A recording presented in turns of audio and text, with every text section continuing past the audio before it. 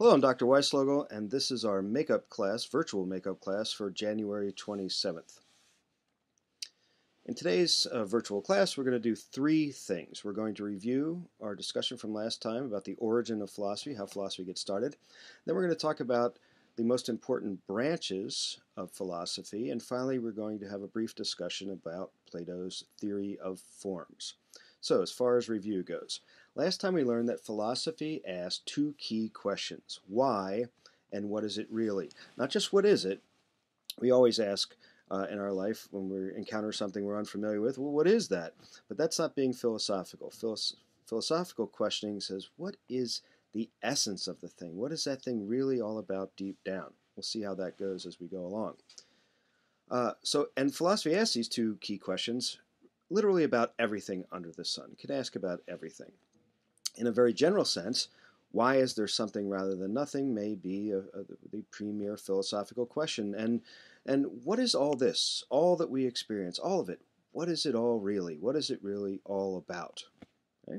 And we learned last time that sometimes that kind of questioning could be subversive. If you ask, for instance, about political arrangements, why do they have to be like this? Who says? Where did they come from? What are these arrangements really? You could make yourself a threat to the powers that be and find yourself a lot of trouble. Socrates certainly did, and others have in our history. So philosophical questioning can turn out to be subversive. But let's take an example that's not meant to be subversive, but certainly a profound kind of questioning that we talked about last time. As we said, you could ask anybody on the street today, what is everything made of? And you're very likely to get some kind of answer, such as atoms or matter, something along those lines. But if you asked an ancient Greek, what is everything made of? You would get the answer, the four elements: fire, air, earth, and water. Those are the four elements, and everything that is, the world all around us, despite all of its appearance, fundamentally are a function of these four elements as their foundation. Along comes a philosopher, Thales of Miletus, who's often given the pride of place, being the first philosopher in our histories of Western philosophy. And he asked a very weird question.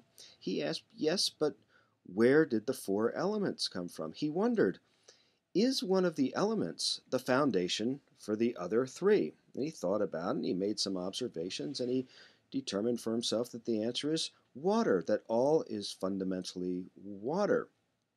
Well, how did he come to that conclusion? Well, as we learned, water in some of its states can become very cold, very hard, like ice, and you can walk on it, and that's very much like Earth. Or when it warms up a bit, it gets steamy, kind of floats like air. And if it becomes really hot, it can burn you. You wouldn't want to stick your hand in that pot of boiling water there. So water has the capacity somehow to manifest itself with characteristics found in the other elements of earth and air and fire. Another Pre-Socratic philosopher by the name of Anaximenes, he asked himself that same question: is one of the elements the foundation for the others? And in his case, not just relying on observation, but he attempted to manipulate nature, manipulate reality in such a way to see if that manipulation would tell him anything. And he came up with the answer that all is air, pneuma Greek. He said, by a process of condensation or contraction and rarefication or expansion, which he discovered by the experiment we tried in class, pursing your lips and blowing, or opening your mouth real wide and blowing, and noticing the difference in the temperatures. He said, well, if you manipulate air in such a way, it could begin to manifest the basic characteristics of the other elements, earth and fire and water. Well, then came Anaximander, who again asked himself, as Thales and Anaximenes did, well, is one of these elements the foundation for the others? And he thought about that. He said, well, I don't think so. I don't think it can be that there's one element, any one of the four, that could be the foundation for the other three.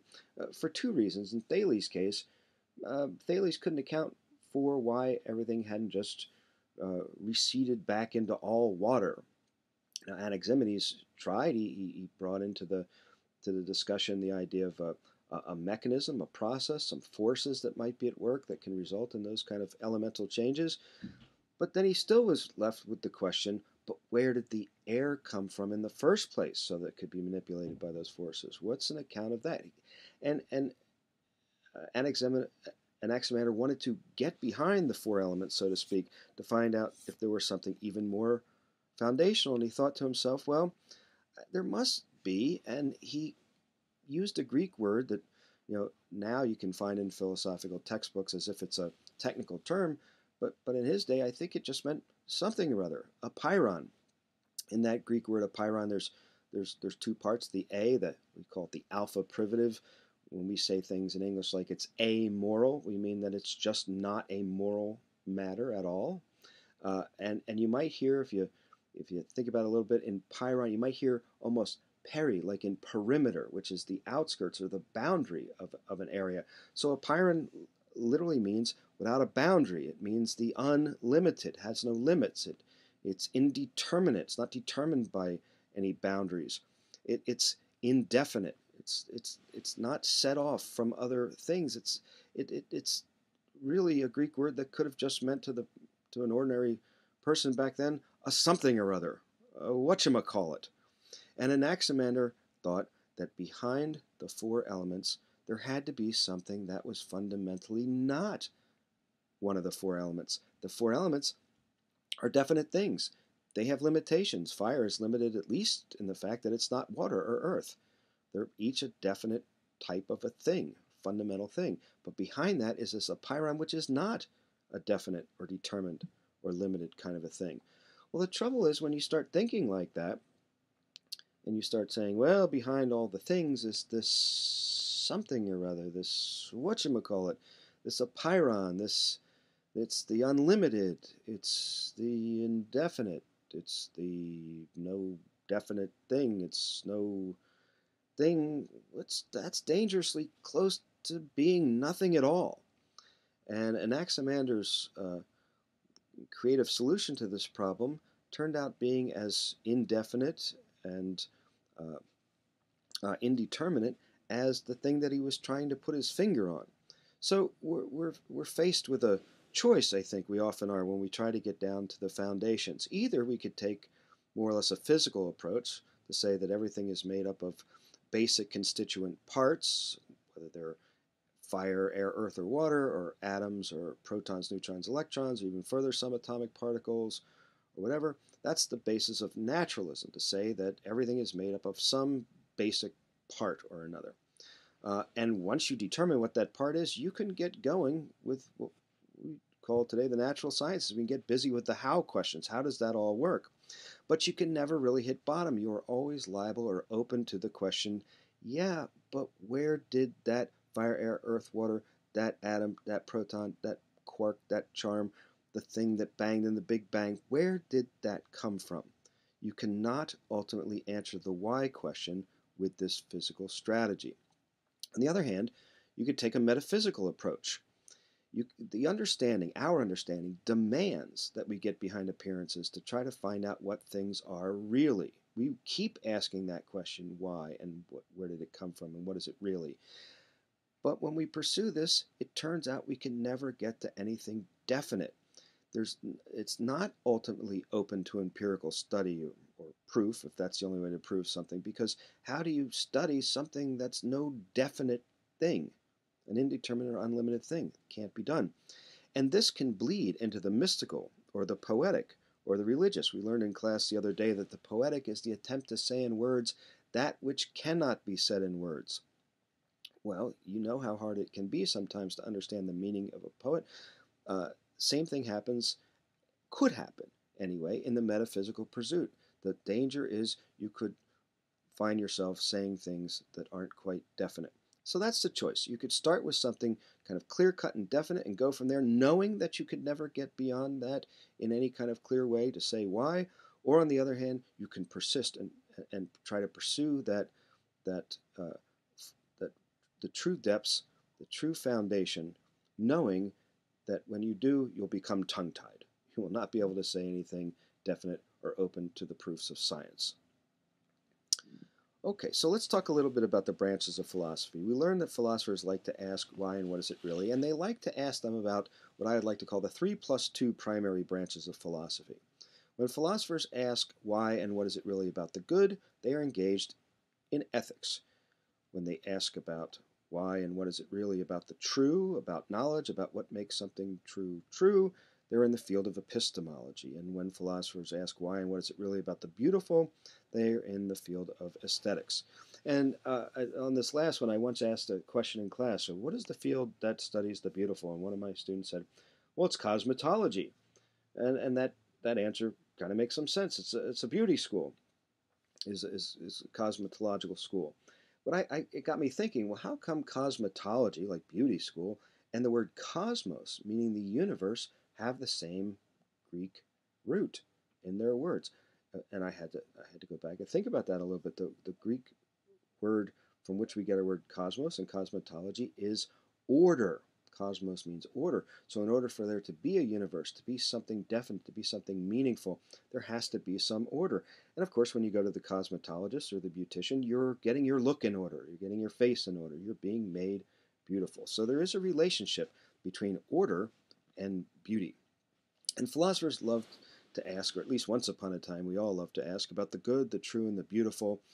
Maybe that sounds a little cliche or trite these days, and if it does, it's all our fault, our academic philosophers. It's us. It's our fault. We've made it seem trite, but we shouldn't have. These are the three most important things in our lives, in our attempt to understand ourselves, and they should be seen as more important than maybe they sometimes are these days. Okay. We're also interested in two more things. We ask why and what is it really about our reasoning process. When we are trying to understand something, we often have to follow a pursuit of a line of thought, pursue a line of reasoning. And when we think about how that works, that's the study of logic. Logic doesn't tell you any of the facts about the world. It tells you only about relationships between the facts of the world, or relationships between our propositions or statements, our truths about the facts of the world.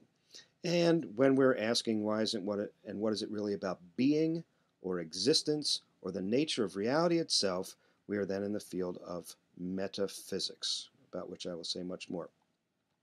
So when asking about the human person, we will be engaged with all five of these primary categories of questions. We'll ask about what's good for us. We'll ask about what's true and how do we know for us. We'll ask about what the order of our lives should be, and if there's any beauty possible for us. We will make sure that we pay attention to how we think about ourselves, and we will certainly take a metaphysical approach to understanding the human person. So what about this word metaphysics? Maybe you've heard of it, maybe you haven't. This is just a concise clip from Wikipedia. It's clear enough. The word metaphysics derives from the Greek words meta, meaning beyond or after, and physica, meaning physics or nature. It was first used as a title for several of Aristotle's works because they were usually anthologized after the works on the physics in the complete editions. The prefix meta, beyond, indicates that these works, these books, came after the chapters on the physics. However, Aristotle himself, in the book that we now have called the Metaphysics, never uses the word metaphysics. He talked about what he was doing in there as first philosophy and even theology, even though that's not exactly what you'll get involved with in a contemporary theology course. The editor of Aristotle's works, Andronicus of Rhodes, is thought to have placed the books on first philosophy right after another work, the Physics, and called them ta Metaphysica Biblia, the books that comes after the books on the physics. So it was really a librarian's description of where you can find this discussion by Aristotle about first philosophy, or a philosophy of the first things. If physics is to describe the world in terms of all of its causes, then metaphysics begins to think about the first causes, the uncaused causes. And if physics can only talk about causes, then it's hard to give an account of uncaused causes in the same terms. So there's a different kind of subject matter, and this librarian really didn't know what to do with it exactly, so he said, well, I'll just put this material right after the physics books, and that's where the word came from. So What metaphysics, anyway, to me is not, should be said, it's not solely about non-physical things, right? The confusion came from thinking that metaphysics didn't just refer to where the books about a certain topic were placed. They were thought to be discussions of things that were beyond the physical, beyond the natural world. That's not necessarily the case. I mean, there might not even be any non-physical things, although maybe there are, and metaphysics deals with all things. It's not solely about abstract entities. It's not in opposition in any way to physical reality. In fact, it's an attempt to give an account of all reality, physical or otherwise. It's not about channeling, past life regressions, ghosts, spirits, divination, tarot, or any other kind of subject you might find if you walked into Borders or Barnes & Noble and went to the metaphysics section. It's not you would find where contemporary philosophers would have their books, but other people who are talking about these subject matters. And for us, that's not what it's about. And some philosophers have objected to metaphysics on just these grounds because they've understood metaphysics to be interested in things that don't exist. And if they don't exist, why bother spending any time thinking about them? So metaphysics has sometimes in its history fallen into disrepute. I think it's on the comeback, and I think it's very important. So what do I think it is? Generally, metaphysics is concerned with being qua being. In other words, being or existence just insofar as it is being or existence, without worrying too much about what sort of being it might be. The Latin word qua here means insofar as, or in the capacity of. There's no such thing as qua being. I mean, that's not really a word. It's just interested in looking at things in their most basic form or structure of reality. Now, in a specific sense, you could also say that metaphysics can be concerned with the most basic form or structure of some particular kind of being. So there's a general sense of metaphysics and a more specific sense of metaphysics. It's a way of coming to a comprehensive understanding of things, and we certainly would want that. So let me just give you an example of something that's relatively ordinary. A pileated woodpecker. There's a picture of a beautiful bird. It's our largest woodpecker. So how can we understand this being or this entity that's in front of us here? Well, we can understand it as a pileated woodpecker, or we could understand it as a woodpecker, one among other kinds of woodpeckers. We could understand it as a bird. We could understand it as an animal. We could understand it as a living thing. We could understand it as a physico-chemical thing, or we could just understand it as a thing at all, any kind of thing. Well, all right, for every way of understanding a pileated woodpecker, there's a corresponding field of study, more or less. So if we tried to just understand it strictly as a pileated woodpecker, well, I don't know what you would call that field of study. I know this. There is no science of any particular single thing. So in other words, that nice pileated woodpecker we saw there, there's no science of just that bird. At best, there would be a science or a body of knowledge about pileated woodpeckers in general, and I don't know what that science would be called. We could study it as a woodpecker, and maybe that science is called Picidiology. The Picidae is the family in which woodpeckers, not just the pileated, but also the downy and the hairy and the red-bellied woodpecker, among others, are also members of that family, and there's a body of knowledge about that. We could study our pileated woodpecker just as a bird, along with other woodpeckers, but also along with ravens and crows and warblers and sparrows and finches. That's the field of ornithology. We could understand it as an animal, not just with other birds, but also with bears and lions and tigers and three-toed sloths and dolphins and what have you. That's called zoology.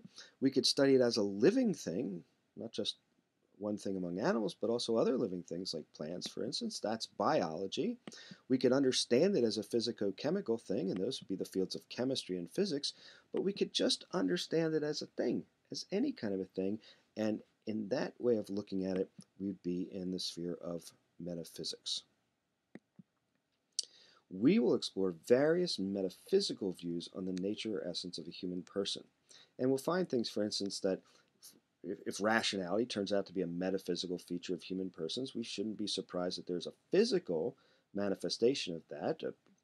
We have brains and central nervous systems and language acquisition and so forth, and we'll discuss that relationship between the metaphysical and the physical, but we're going to orient ourselves based on some key metaphysical views throughout our history of philosophy. All right, and one of the first metaphysical view that we would like to take a look at is Plato's so-called theory of forms. Now, this theory of forms is derived. There's not a treatise by Plato called The Theory of Forms by Plato. It's derived from Plato's various dialogues. It is a condensed summary of Plato's metaphysical views. And, like any theory, it's supposed to help us understand something, right? The theory of forms was meant to help us understand two things. One, what makes a thing the kind of thing that it is? And two, how could anyone ever learn anything at all? Okay, so take this thing right here. What makes this thing a cat? And how did you learn once upon a time that this thing is a cat? Well, when you were little, you probably once encountered a thing like this. You didn't know what it was, and your mom and dad told you it was a cat, and you tried to repeat it probably. Just a little kid, now, cat. You gave it your best shot, and they pat you on the head and said, good job, that's a cat. Okay, the next day you saw it again, and you thought it over, and you looked at it, and you said, cat. And, well, good for you. You've identified this thing now. But then you saw one of these looking things. Doesn't look like the first thing. What is it? Your mom and dad tells you that it's a cat again. And you think to your little self, well, that's kind of weird. It's a little bit different looking. So they decide to work with you, and they start pointing out different kinds of cats to you. Some of them have one kind of color, another kind of color, different kind of shape, a lot of hair, not so much hair. And some of the things they show you, maybe they get a little book and walk you through it, and there's two-dimensional kinds of cats and cartoon-looking cats. And every time they say to you, this is a cat. But none of those things looks exactly alike. So how did you learn? Well, Plato said, what you're doing when you learn to identify cats is getting clear about the form of the cat. Let's call it catitude, or catosity, or cattiness. Right? Something about each one of those things, no matter how different, each one of those things shared a certain kind of a form. Now, the form, according to Plato, is that which makes the thing that it is. Each of the things that you were shown share or participate the form catitude, or catness, or catosity, or whatever noun word we can make up for what that form of cat is. But none of those things, not the little kitties, not the two-dimensional line drawings, not the Garfield picture, none of them holds the form catness in its entirety, however. So, if one of those were to die or disappear, then cats would be no more. We know that's not happening. So where precisely is the form in which all these cats are sharing, so as to be what they are? Well, here's a weird thought. It can't be in this world.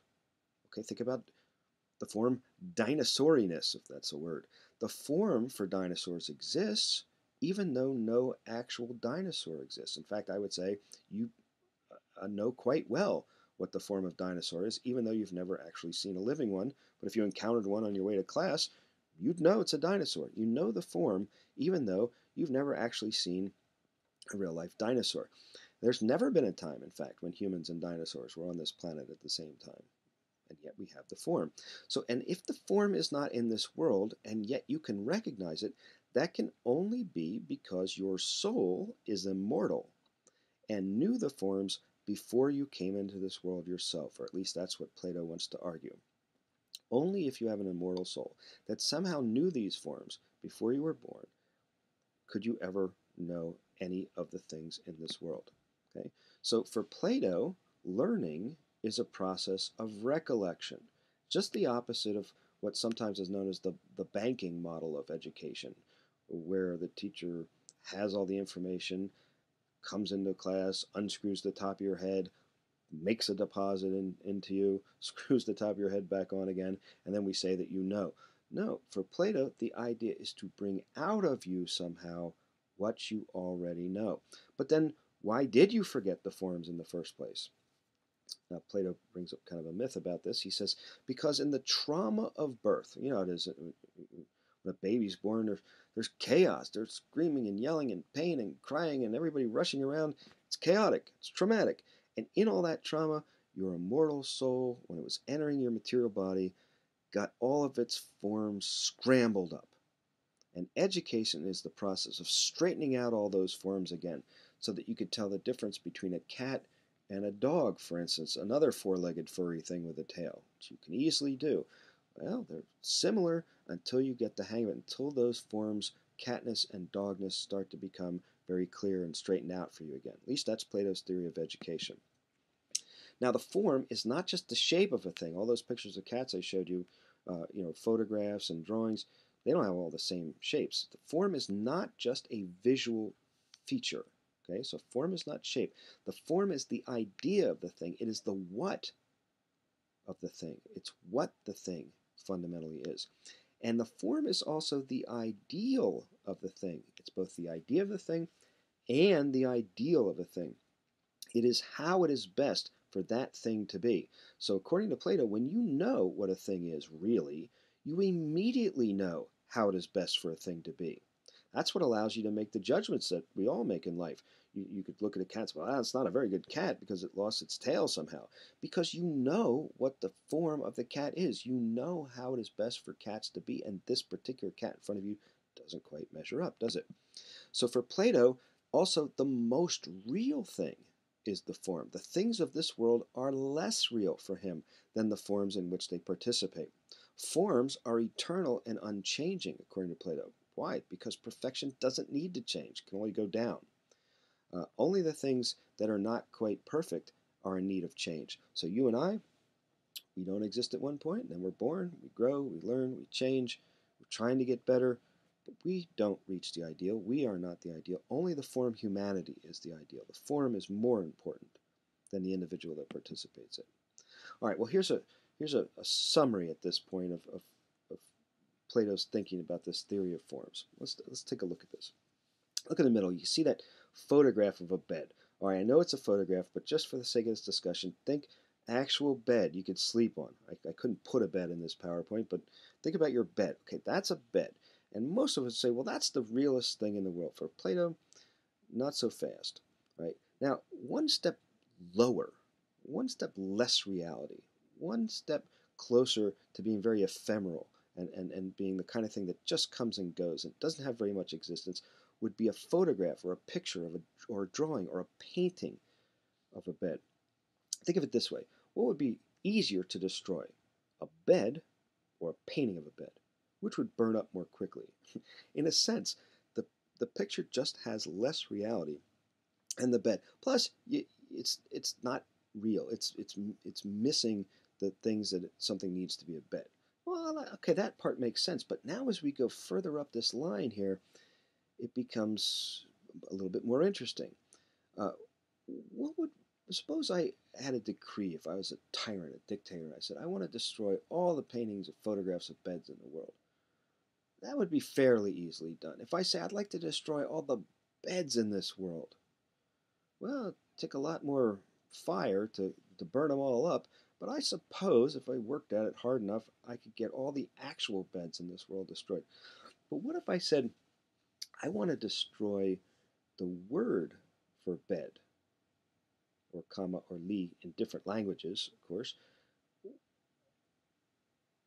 How hard would that be, to get rid of the word for bed? That would be pretty hard to do. How would I know I really got rid of it? I mean, it could be inside somebody's head. How would I know, right? But even more, what about one step higher? The word bed is an English word. Lit is a French word. Comma is a Spanish word. There's different words for bed. The idea of bedness, though, is beyond the words. It doesn't come down to a French or English or Spanish or Greek or Latin word. It is an idea in itself of the bed. It's the form or the idea of a bed. And to get rid of that, according to Plato, would be impossible. It has always been and always will be. It cannot be destroyed. Therefore, it is more eternal. Therefore, it is more perfect. Therefore, it has more reality. So if you take out bed and think about ourselves in here, at the top of this list would be humanity. That would be the former idea of what we are, and where you see the photograph of the bed here, that's you. That's me. That's actual people. And in Plato's way of looking at things, humanity is higher, better, more perfect, more important than you or than me as an individual. So even here in this metaphysics, I think you could begin to see a little bit of a politics or some political ramifications of metaphysical ideas. If I ask you to do something for the sake of humanity, I am appealing to a kind of a Platonic idea that you need to sacrifice your individual self for the sake of something higher, that is humanity. Okay, so in summary, and we'll review this in class, but in summary, the theory of forms is Plato's metaphysics. We are what we are according to Plato because of the form, humanity, in which we participate. Knowing that form tells us, according to Plato, how it is best for us to be. In this sense, metaphysics and ethics, being and the good, are intimately connected. And this will be a theme that will run throughout the rest of the course as we look at other metaphysical ideas of what human persons are. See you next time.